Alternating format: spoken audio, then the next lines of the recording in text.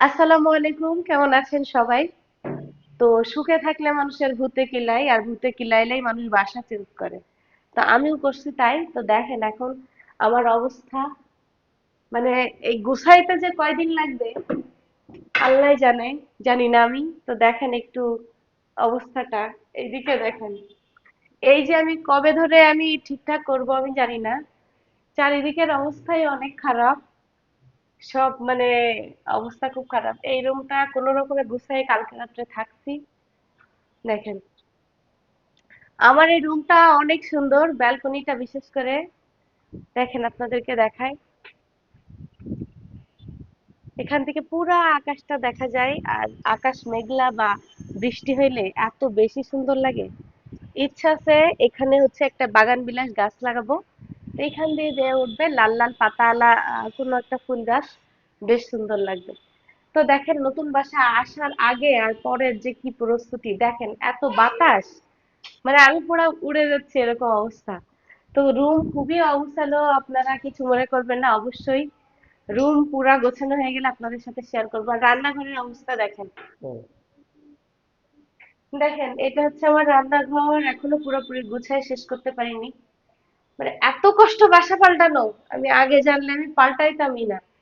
তো দেখেন পেঁয়াজ রসুনের অবস্থা আমার এখানে, মানে নিয়ে আসতে গিয়ে কালকে একটু বৃষ্টি হয়েছে, কিছুটা ভিজে গেছে। তারপর মানে অবস্থা খুবই খারাপ। মানে বাসা পাল্টানো এত কষ্ট জানলে আমি আগে কখনোই এই কাজে যাইতাম না। তাই বলতেছি যে সুখে থাকলে মানুষের ভূতে কিলায়।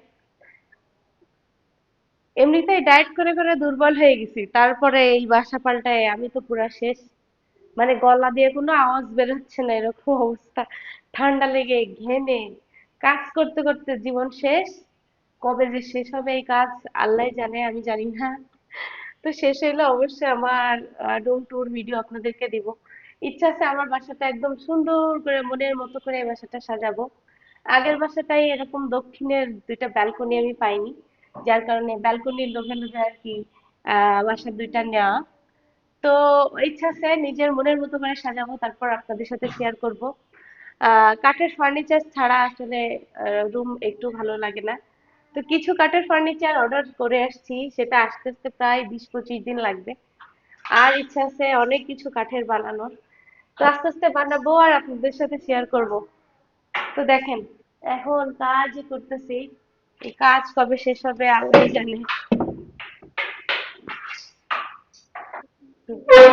আম্মু এসে কালকে কিছু গোছাই দিয়ে গেছে।